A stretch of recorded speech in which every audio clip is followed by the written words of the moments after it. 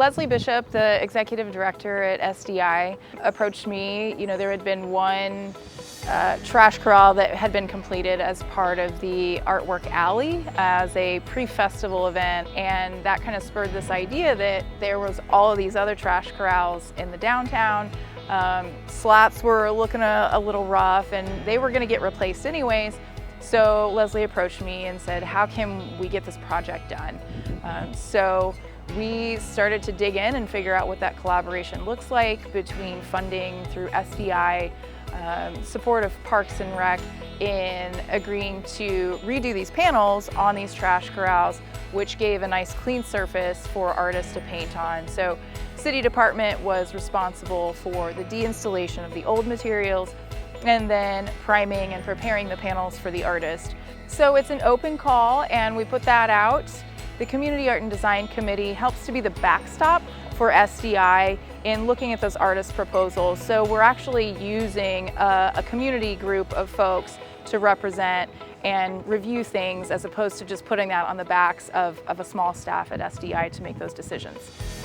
Well, it creates a really rich and vibrant scene in the downtown, and it's just a way to engage local and regional artists into this space. So it was just a great idea to take something that already needed work.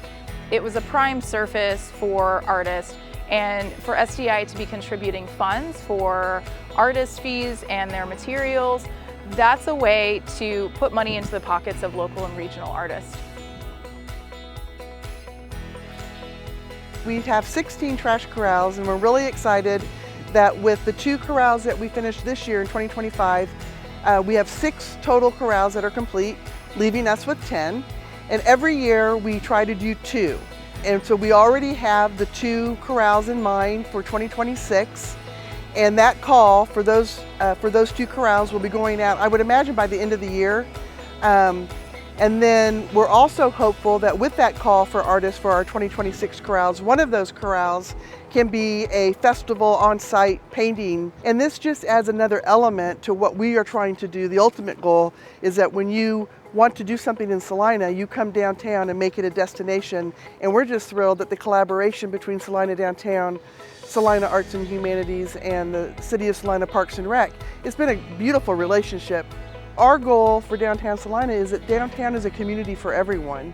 And this just adds to that by allowing local artists and regional artists to display their talent. But it's also exciting that Julie Cates, who is a downtown business owner, she's working on her corral for 2025, and she did a corral last year behind their business on the Pot. And she's working with a great young man.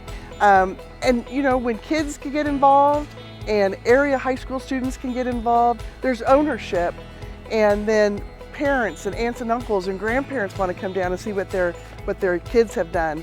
So it really has been just a really exciting, beautiful collaboration.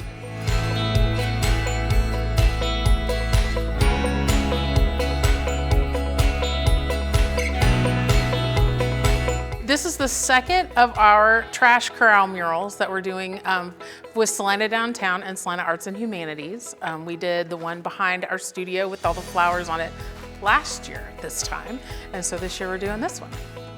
So this one is all going to be ocean animals. Jake loves ocean animals and I do too, and so that's what we decided on for this year. This will be on the trash corral behind the market shop. My friend Jake is helping me. He is awesome and makes it go a heck of a lot faster, and he's just super talented. I'm 11 years old. I'm in 5th grade. I really like coloring in, so that's like my big job right now is she does the sketching out and I do a lot of the painting in. So if you see any of the pieces, like I did a bunch of the anglerfish, and right now I'm doing all the coral on this. I got to meet Jake, and he is just super talented at art, and we have done several projects together for holiday presents and that kind of stuff. And so when we got started with this, I decided it would be really fun to have him help. Like just being able to walk around downtown and like seeing my name that I've wrote on murals is just a really good feeling I can't describe.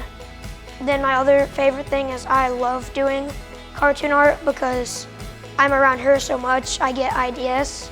And like, if we were to do a third, I already have an idea of what we could do. And I just like art in general. My parents say that it's a gift